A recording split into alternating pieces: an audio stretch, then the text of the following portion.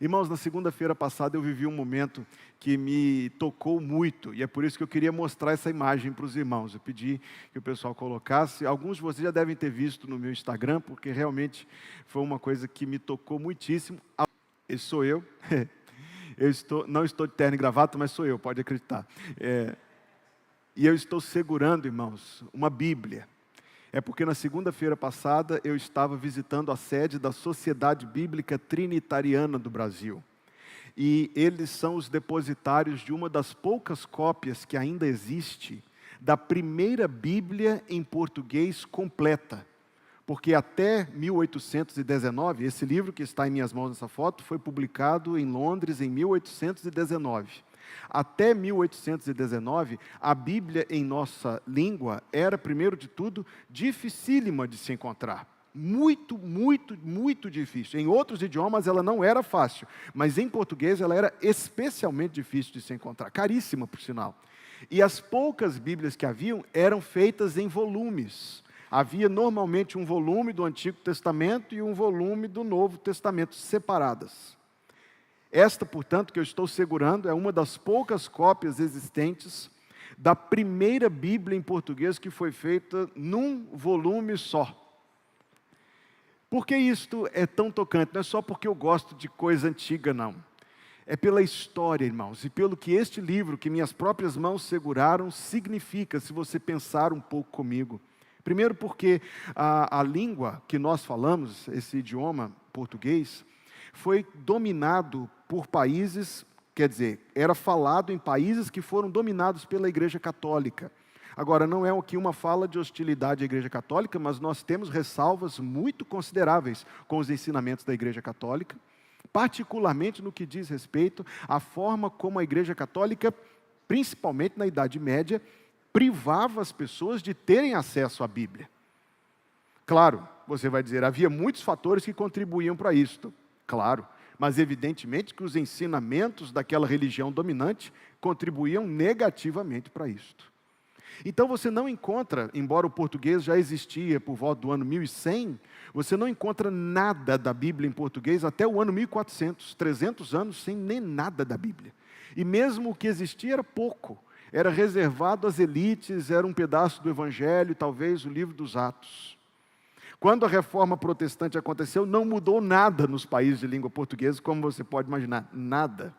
Você considera a reforma protestante a partir de 1517, esses países não foram alcançados, não no primeiro momento, por esse grande movimento espiritual. Aí Deus levanta um rapaz, que a maioria das nossas Bíblias tem o nome dele, João Ferreira de Almeida. Quando ele começou a trabalhar na Bíblia em português, você sabe quantos anos ele tinha? Caia para trás, ele tinha 16 anos de idade. Dá para imaginar uma coisa dessa?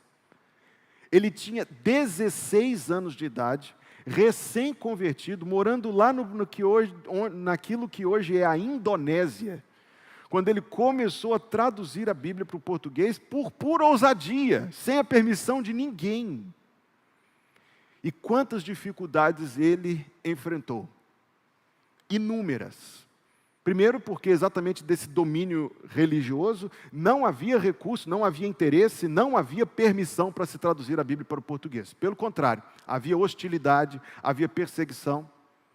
Quando ele se uniu a uma denominação protestante, com uma curiosidade, ele se converteu na viagem de navio de Portugal até a Indonésia. Ele chegou um folheto às mãos dele.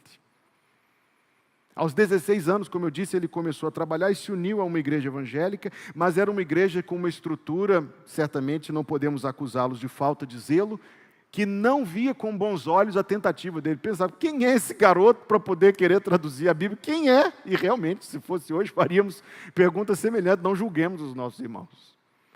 Almeida passou toda a sua vida trabalhando. Uma das primeiras cópias, traduções do Novo Testamento, o navio afundou, irmãos, enquanto o papel estava indo para a Holanda para ser impresso. Sabe o que ele teve que fazer? Teve que começar do zero. Ora, não tinha um xerox, não tinha um PDF, não, era tudo à mão. Ele trabalhou na tradução do Novo Testamento, que foi impressa em 1681, somente em 1681. Se você tem uma noção da história global, isso é muito tardio em relação às grandes coisas, ou em relação a nós, é muito recente. Trabalhou ainda mais alguns anos para, em 1691, ele infelizmente falecer, enquanto traduzia o livro de Ezequiel, ou como alguém diz, por causa disso, uma vez que é tão difícil traduzir aquele livro do hebraico. Foi um holandês que continuou e terminou em 1694. O que aconteceu em seguida? O interesse evaporou.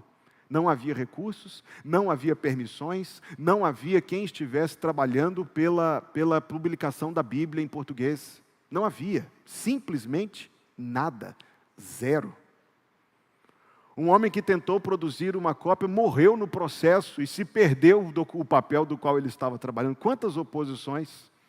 Para não quero pregar sobre Almeida hoje, mas um último fato que eu quero citar sobre a vida dele, ele foi atacado por um elefante e conseguiu sobreviver. Naquela época ele morava em Sri Lanka, a ilha que hoje se chama Sri Lanka. Ele foi atacado por um elefante e conseguiu sobreviver ao ataque do elefante. Muitos anos depois, muitos e muitos anos depois, surgiu a primeira cópia da Bíblia em nosso idioma. Em 1750, mais ou menos, surgiu os primeiros 2 volumes, pouco mais de 10 anos de separado um do outro. Uma senhora inglesa morreu e deixou um legado para a Sociedade Bíblica Trinitariana de 150 libras. Isso já no ano de 1835. Você está vendo que é relativamente próximo de nós em número de anos? Não havia, irmãos, não havia nenhuma Bíblia em nosso idioma. Essa senhora foi levada a deixar essa herança que pode não parecer muito valor hoje, mas representa muito, quase 200 mil reais se colocado em valor presente. E esse legado, essa herança que essa irmã deixou, movida pelo Espírito Santo, foi usado para financiar e custear uma revisão da Bíblia, que estava muito defasada, uma revisão da Bíblia, que chegou finalmente, o Novo Testamento em 1839 e o Antigo Testamento em 1844. Você percebe, irmão, a dimensão de tempo? Quando chegaram os missionários ao Brasil procurando boas Bíblias para usar, recorreram a Almeida e precisaram fazer quase que o trabalho todo do zero. Quando começaram a Sociedade Bíblica Trinitariana em 1968, prepararam um manuscrito, a revisão do idioma, mandaram no navio para Londres, o navio afundou novamente. E pela segunda vez eles precisaram recomeçar o trabalho de revisão da Bíblia para que ela pudesse chegar em bom português para as pessoas que falamos este idioma. Pensando em toda essa história, e aqui eu contei muito resumidamente, numa outra ocasião eu posso entrar em mais detalhes. Pensando em toda essa história, nós estamos pensando em quantas pessoas trabalharam, irmão. Em quantas dificuldades foram vencidas, para que chegasse a nós o privilégio de segurar em nossa mão a palavra de Deus. Quando eu segurei aquele livro de 205 anos de idade na minha mão, eu não poderia deixar de pensar que eu estava segurando algo que representava a soberania de Deus. Só Deus poderia fazer isso vir a existir. Eu estava segurando em minhas próprias mãos, algo que representava o interesse gracioso de Deus por nós, a sua misericórdia. Deus não nos deixou no escuro, irmãos. Você não precisa aprender um outro idioma para ler a palavra de Deus. Você não precisa fazer igual aquela menina Mary John, juntar dinheiro 3 anos para poder comprar uma Bíblia. Quando eu segurei então aquele livro em minhas mãos, eu fiquei pensando no quanto a palavra de Deus, quanto a Bíblia Sagrada, irmãos, é um grande ato de misericórdia de Deus para com nossas vidas. Deus é tão cuidadoso conosco, que coloca a sua palavra viva em nossas mãos, com o interesse de que nós venhamos a conhecê-lo, com o interesse de que nós venhamos a conhecer seu plano de salvação. Hoje, irmão, a minha mensagem é bem curta, pode acreditar. Mas eu quero reservar 20 minutos para a gente fazer uma coisa única. Eu não conheço nenhuma outra igreja que já fez isso que nós faremos agora. Pode acender as luzes, pode tirar a foto. E eu quero fazer algumas precauções antes de a gente proceder para o próximo ato do culto. Eu queria pedir que você não usasse o seu celular durante esses próximos minutos. Você pode atender meu pedido, gentilmente? Nós vivemos um tempo que os celulares nos dão comichão, não é verdade? Se a gente não está olhando para eles, a gente quer olhar para eles. Então, meu pedido gentil é que você coloque o celular no bolso ou na bolsa. Se você usa a Bíblia no celular, por próximos 20 minutos, use a que vai ser projetada ou leia com alguém ao seu lado na Bíblia impressa. Segunda orientação, precaução. Nós vivemos um tempo em que a nossa concentração não dura nada, não é verdade? A gente se distrai com muita facilidade. Mas nós vamos honrar a Deus com a nossa concentração agora. Como eu disse, na leitura que eu fiz hoje à tarde, durou cerca de 16 minutos, 17 minutos. E nós vamos agora abrir a nossa Bíblia no Salmo 119.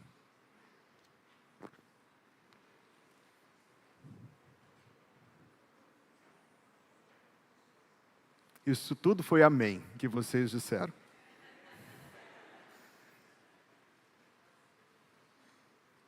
Não vou pedir que fique em pé, por razões muito claras, mas vou pedir que as Bíblias sejam... Não pedirei que fique em pé, pode assentar-se, por favor. Mas vou pedir que abra a Bíblia no Salmo número 119. Abra o seu coração para Deus falar com você durante essa leitura. Ouça com o seu coração a palavra de Deus.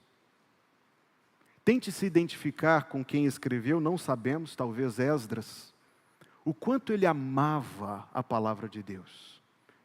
Todos os versículos ele está falando com Deus, menos um. Tem só um versículo, 115, quando ele se dirige às pessoas incrédulas. Todo o salmo ele está falando com Deus. Então acompanhe essa leitura, ouça com o coração, relute contra as distrações e veja o que Deus tem para você. Bem-aventurados os retos em seus caminhos, que andam na lei do Senhor. Bem-aventurados os que guardam os seus testemunhos e que o buscam com todo o coração, e não praticam iniquidade, mas andam nos teus caminhos. Tu ordenaste os teus mandamentos para que diligentemente os observássemos. Quem dera que os meus caminhos fossem dirigidos a observar os teus mandamentos, então não ficaria confundido, atentando eu para todos os teus mandamentos. Louvar-te-ei com retidão de coração, quando tiver aprendido os teus justos juízos. Observarei os teus estatutos, não me desampares totalmente.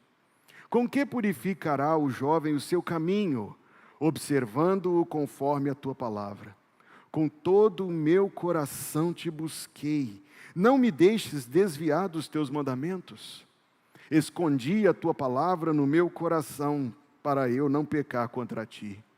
Bendito és tu, ó Senhor, ensina-me os teus estatutos. Com os meus lábios declarei todos os juízos da tua boca.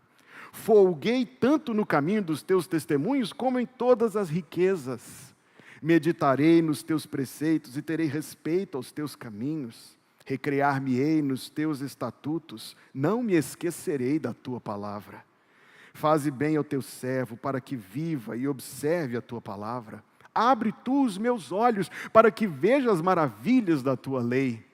Sou peregrino na terra, não escondas de mim os teus mandamentos. A minha alma está quebrantada de desejar os teus juízos em todo o tempo. Tu repreendeste asperamente os soberbos, que são amaldiçoados, que se desviam dos teus mandamentos. Tira de sobre mim o opróbrio e o desprezo, pois guardei os teus testemunhos. Príncipes também se assentaram e falaram contra mim, mas o teu servo meditou nos teus estatutos. Também os teus testemunhos são o meu prazer e os meus conselheiros. A minha alma está apegada ao pó. Vivifica-me segundo a tua palavra. Eu te contei os meus caminhos e tu me ouviste. Ensina-me os teus estatutos. Faze-me entender o caminho dos teus preceitos, assim falarei das tuas maravilhas. A minha alma consome-se de tristeza. Fortalece-me segundo a tua palavra. Desvia de mim o caminho da falsidade e concede-me piedosamente a tua lei. Escolhi o caminho da verdade, propus-me seguir os teus juízos. Apego-me aos teus testemunhos. Ó Senhor, não me confundas. Correrei pelo caminho dos teus mandamentos, quando dilatares o meu coração. Ensina-me, ó Senhor, o caminho dos teus estatutos, e guardá-los-ei até o fim. Dá-me entendimento, e guardarei a tua palavra, e observá-la-ei de todo o meu coração. Faze-me andar na vereda dos teus mandamentos, porque nela tenho prazer. Inclina o meu coração aos teus testemunhos e não a cobiça. Desvia os meus olhos de contemplarem a vaidade e vivifica-me no teu caminho. Confirma a tua palavra ao teu servo que é dedicado ao teu temor. Desvia de mim o opróbrio que temo, pois os teus juízos são bons. Eis que tenho desejado os teus preceitos. Vivifica-me na tua justiça. Venham sobre mim também as tuas misericórdias, ó Senhor, e a tua salvação segundo a tua palavra. Assim terei o que responder ao que me afronta, pois confio na tua palavra, e não tires totalmente a palavra de verdade da minha boca, pois tenho esperado nos teus juízos. Assim observarei de contínuo a tua lei para sempre e eternamente, e andarei em liberdade, pois busco os teus preceitos. Também falarei dos teus testemunhos perante os reis, e não me envergonharei, e recrear-me-ei em teus mandamentos que tenho amado. Também levantarei as minhas mãos para os teus mandamentos que amei, e meditarei nos teus estatutos. Lembra-te da palavra dada ao teu servo, na qual me fizeste esperar.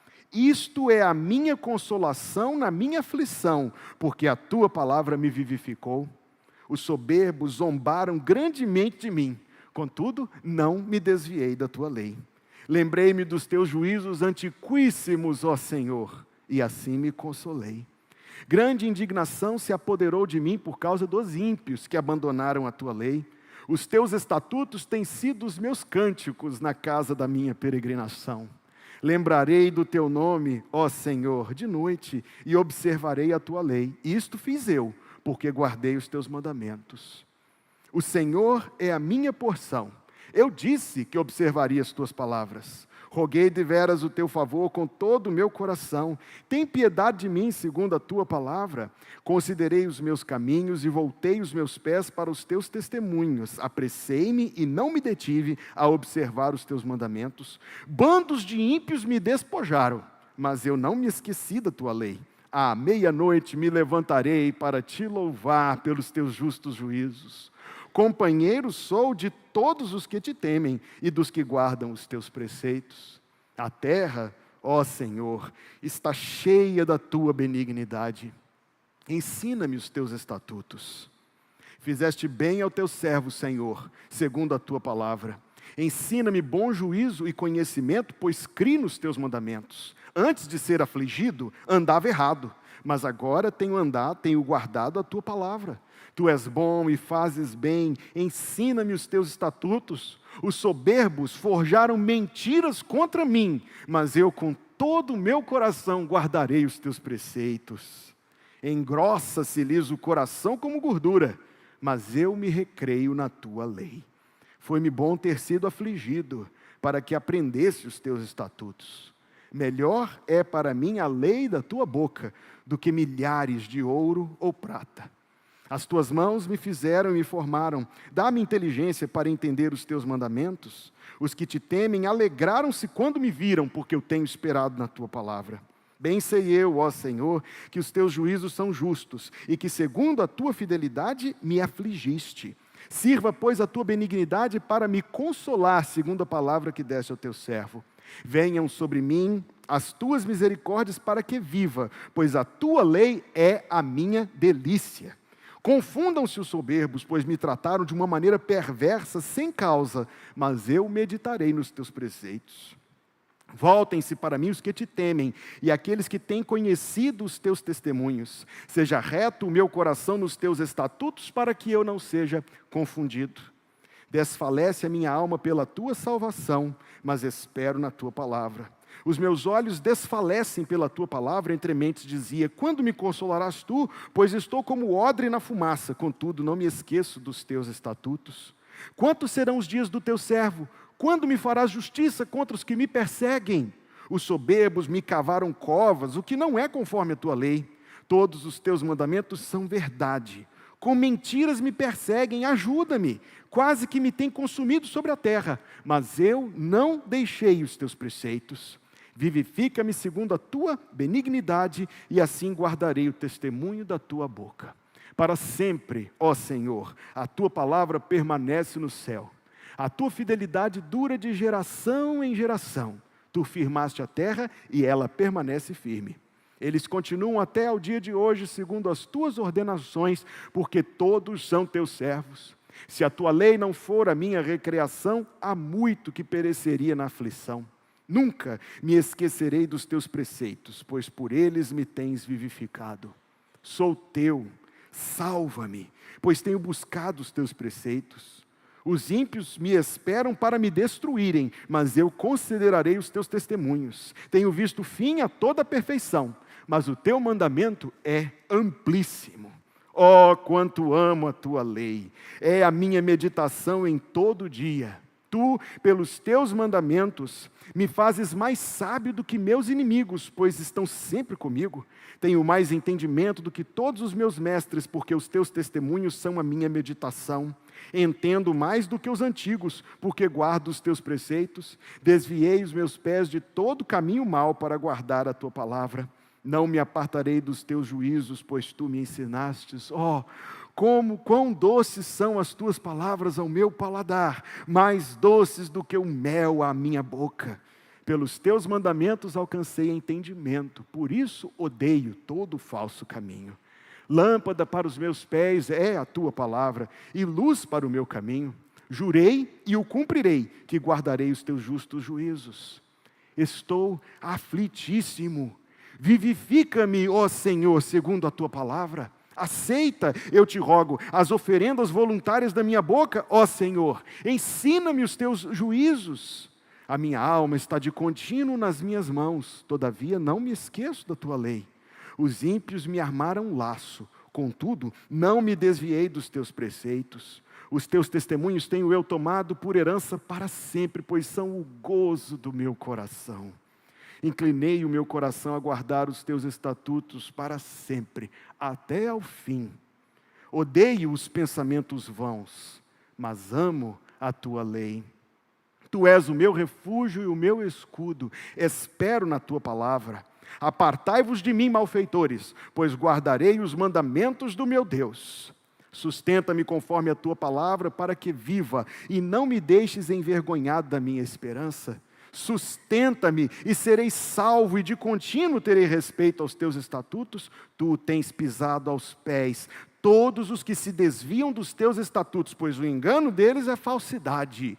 Tu tiraste da terra todos os ímpios como a escória, por isso amo os teus testemunhos.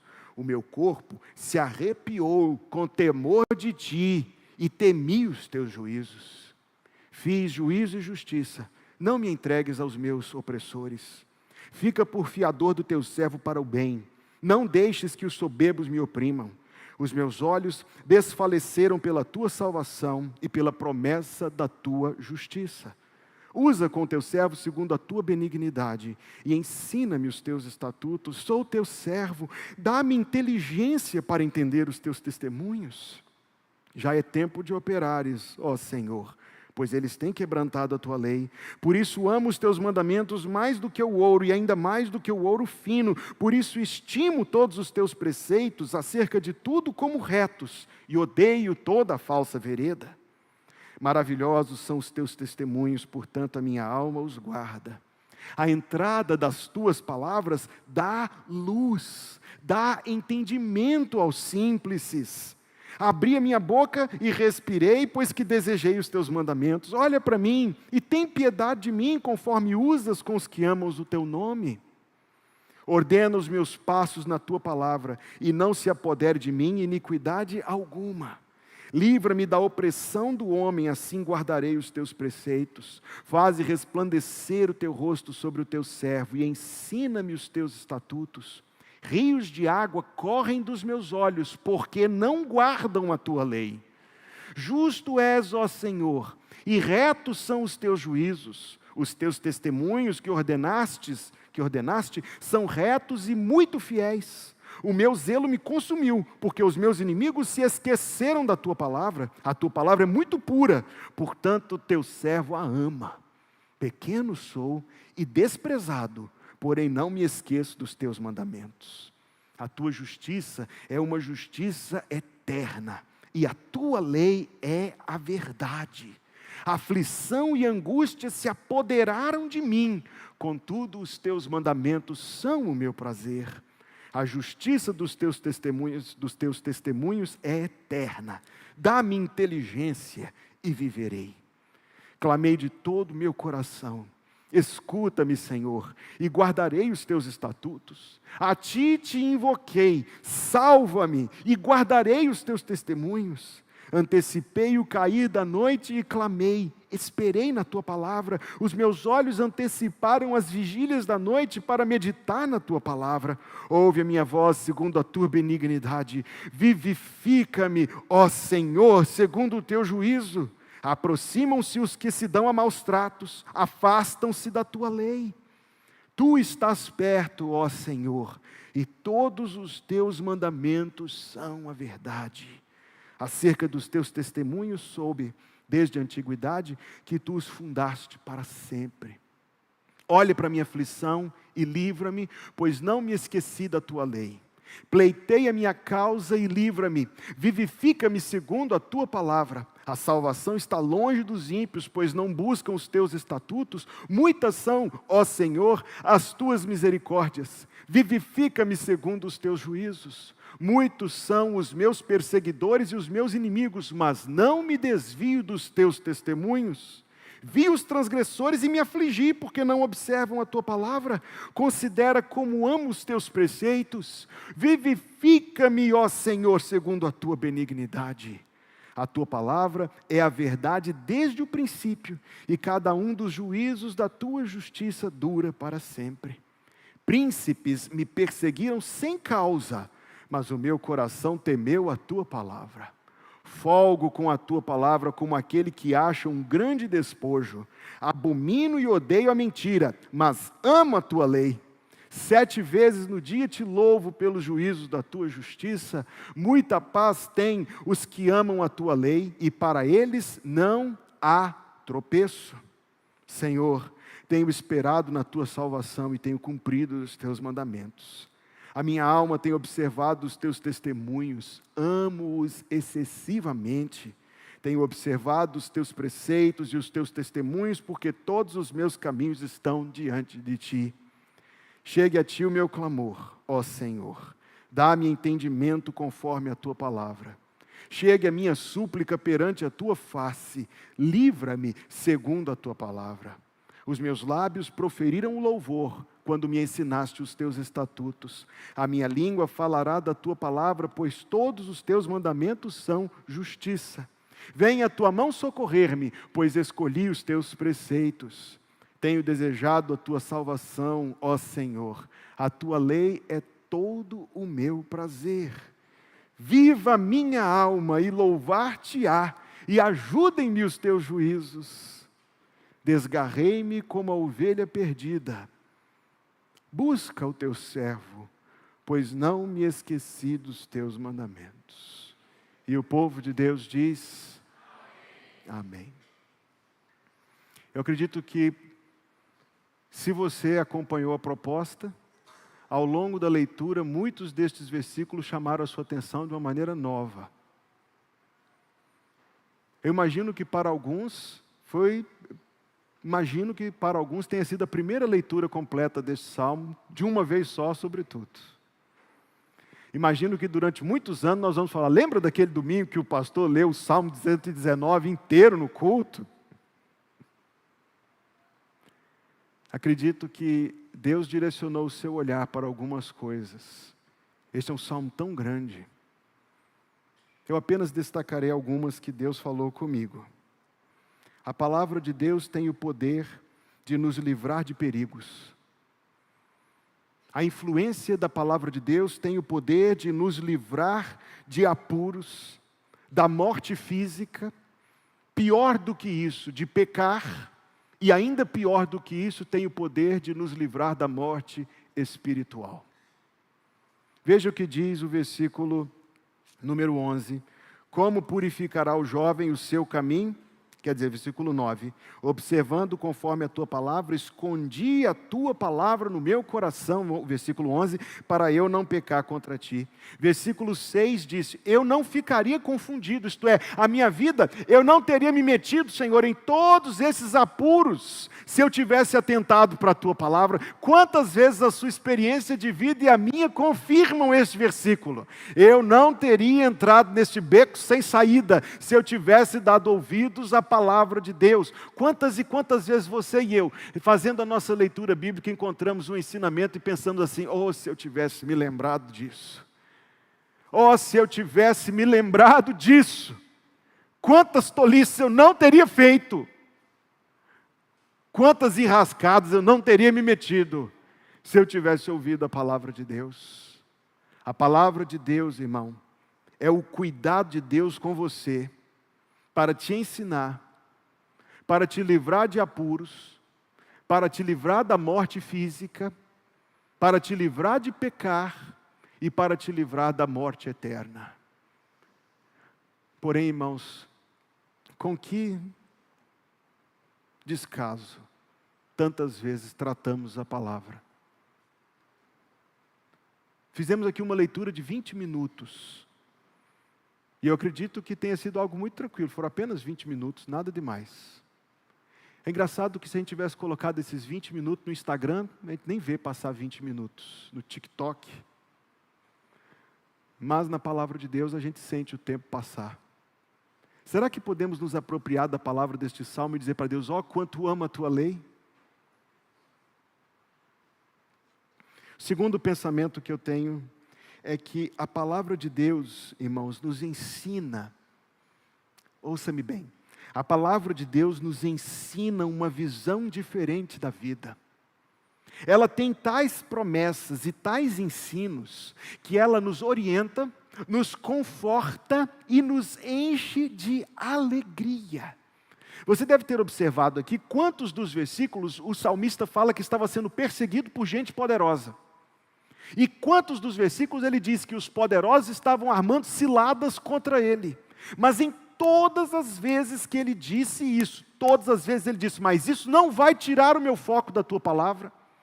Outra vez ele diz, a tua palavra me confortou, a tua palavra me fortaleceu, eles estão me perseguindo, Senhor, mas eu vou continuar apegado à tua palavra. É porque todos que manuseamos e que nos relacionamos com a Bíblia Sagrada, descobrimos um poder que ela tem na nossa vida. É o poder de nos fortalecer, confortar, e como o Salmo diz, me recreio na tua palavra é meu gozo, meu regozijo, etc. Ela tem o poder de nos alegrar.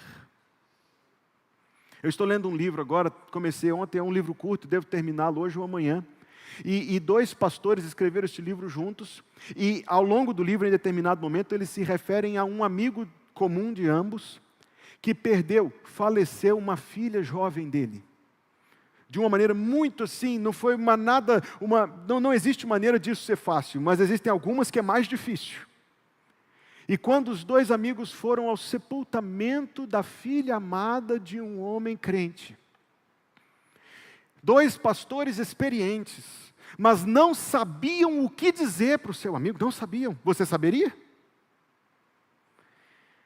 Quando foram abraçá-lo e a sua esposa sem dizer palavra, ouviram daquele pai que estava sepultando a sua filha jovem, disse a ele, todos os nossos medos em relação a ela terminaram. Todos os nossos medos em relação a ela terminaram. Você é pai e mãe, você sabe o quanto nosso coração se angustia pelas nossas princesas e pelos nossos príncipes. Agora aqueles pais, sepultando a filha crente, convertida ao Senhor Jesus Cristo, entregando-a nas mãos do Salvador, disseram, eu não preciso mais ter nenhum medo em relação à minha filha. Ela está com Jesus. De onde alguém tira isso?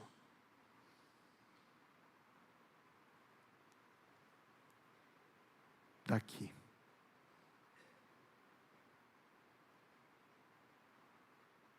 daqui.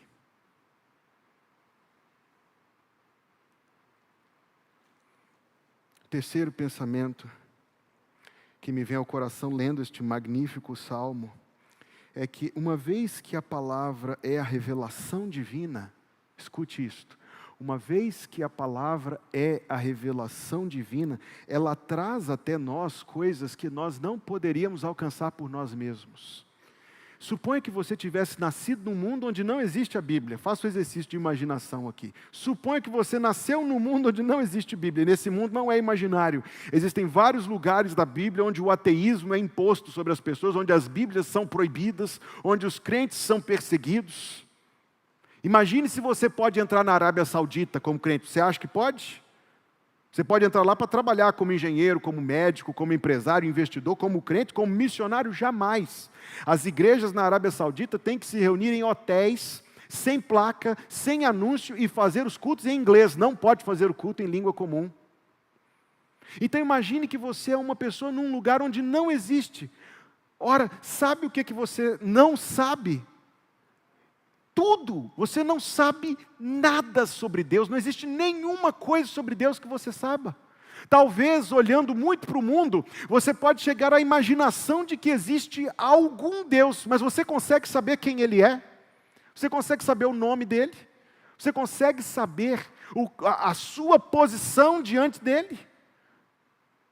Você não sabe nada sobre Deus, se você não estiver conhecendo o que Deus revela dele mesmo na sua revelação. É pela revelação, aqui está em minhas mãos a revelação de Deus, que nós sabemos quem Ele é, nós sabemos nossa posição em relação a Ele, que é a de pecadores que precisam desesperadamente de uma salvação que não podem fazer por si mesmos. E a revelação ainda nos mostra o Salvador que Ele mandou ao mundo. Imagine se você entra na livraria, pega um livro e começa a ler esse livro fala que Deus veio ao mundo. Você já disse, está na seção de ficção esse livro. Esse livro diz que Deus veio ao mundo, curou pessoas, ressuscitou mortos, curou cegos, aleijados, leprosos. E o que fizeram com Deus? Você está lendo esse livro pela primeira vez. O que fizeram? Ora, deve ter aclamado, deve ter feito uma festa para Ele. Não! Mataram! Crucificaram, rejeitaram. Você pensa que seria literatura, ficção. Nós sabemos que estas coisas são verdadeiras, porque Deus as revelou a nós na sua palavra. E Deus nos revelou ainda mais na sua palavra. Deus nos revelou o futuro deste mundo na sua palavra. Você olha o mundo como está, as pessoas zombando de Jesus, as pessoas rejeitando o cristianismo. Tem mais gente aqui em São Luís fora de igreja do que dentro de igreja, e é assim em praticamente todos os lugares do mundo. E as pessoas estão vendo a vida para elas mesmas, despreocupadas com as coisas eternas, e parece que é isso. Os orgulhosos, os arrogantes do mundo dizem para nós que o cristianismo vai passar, mas 3, 4 gerações isso acabou. Deus revela na sua palavra o futuro deste mundo. Ele vem para julgar. E aqueles que estiverem refugiados em Jesus serão poupados do julgamento de Deus. E aqueles que estiverem em Jesus serão recebidos e acolhidos por Deus numa eternidade por vir, a respeito da qual nós sabemos pouco, mas sabemos algumas coisas. E por que sabemos? Porque Deus as revelou para nós. Tudo que nós sabemos sobre Deus não foi escrito por nenhum mega inteligente, embora eles fossem pessoas formidáveis. Foi escrito pela revelação divina, por meio dos seus profetas do passado, por meio de quem Deus fez chegar a nós a Bíblia Sagrada. Meu quarto e último pensamento: crendo, irmão, e praticando os ensinamentos da palavra, nós viveremos uma vida diferente hoje, que nos levará para uma vida diferente no porvir. Deus deseja que você mais do que tenha uma Bíblia. Eu acredito que ter uma Bíblia é algo que já nos foi confiado e dado graciosamente. Mas Deus não está interessado somente que você a tenha. Deus está interessado que você a conheça. Aquele formidável homem de Deus do passado, Spurgeon, disse: a Bíblia que está caindo aos pedaços, normalmente pertence a uma pessoa que não está caindo aos pedaços.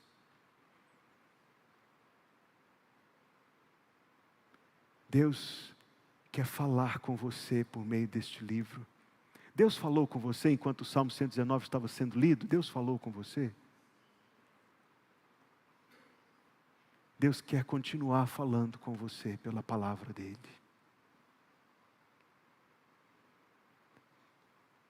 Nós temos tantas Bíblias, não é? No celular até. Tornou-se tão comum possuir este volume. Mas nós somos uma das gerações mais privilegiadas que já passou neste mundo desde os dias dos apóstolos.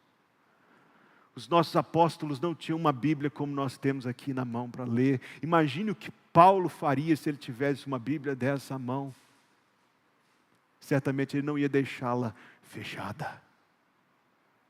Certamente ele não ia deixá-la em cima do móvel, abandonada, esquecida, empoeirada. Deus não nos deu Bíblia para ficar abandonada, esquecida, fechada e empoeirada. Deus nos deu a Bíblia para falar conosco. Nossa Bíblia, irmão, tão boa e tão bela. Não é um bom presente que Deus nos deu? Não é um lindo presente que Deus te deu? Então a conclusão da minha mensagem é apenas uma. Eu disse que era breve, a leitura não, mas a mensagem é breve. Vamos voltar para a Bíblia, irmão? Eu oro que Deus desperte no seu coração uma saudade de ler a Bíblia. Um desejo muito grande de ler a Bíblia. Eu oro que você marque as páginas da sua Bíblia com caneta e com lágrimas. Eu oro que esta igreja, essas pessoas aqui, abram a sua Bíblia hoje à noite antes de dormir. Amanhã de manhã. Para ler a palavra de Deus. E para ouvir a voz de Deus no seu coração. Eu oro que Deus desperte em nosso coração um novo interesse pela palavra de Deus, pela pregação, pelo estudo da Bíblia no pequeno grupo, na escola bíblica dominical. Eu oro que cada pai e marido aqui pegue a Bíblia e reúna a família na sala essa semana e ponha todo mundo sentado para ler a Bíblia em família. E se não tiver, a mãe vai fazer isso, mas tem que acontecer. Eu oro, irmão, subir ao púlpito com esta oração. Que Deus toque o seu coração para voltar para a Bíblia com um novo amor. Memorizar os versículos. Conhecer o seu Deus, que se revela a você na página deste livro. E agora você vai terminar o sermão comigo. Vamos ler juntos o versículo 105. Vamos nos colocar em pé e vamos ler juntos o versículo 105. Salmo 119, versículo 105.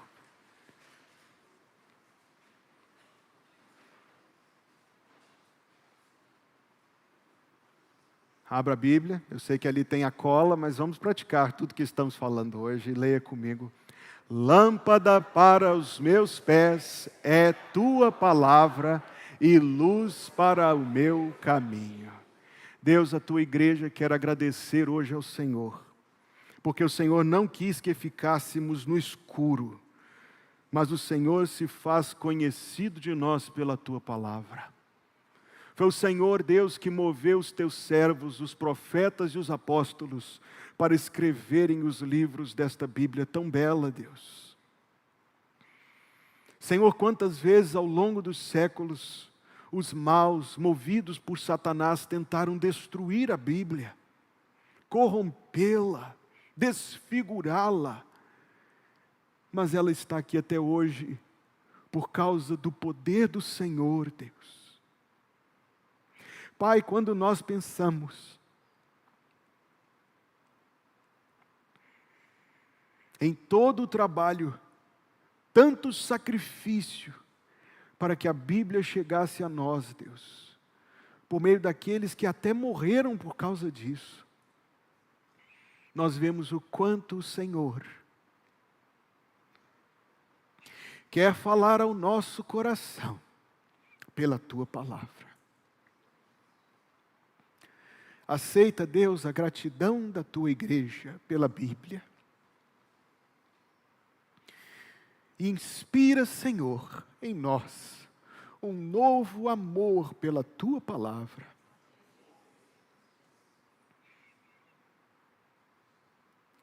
Que o inimigo, Deus, não tire esta inspiração de nosso coração, que ele não venha nos vencer, não nisto, em nada na verdade.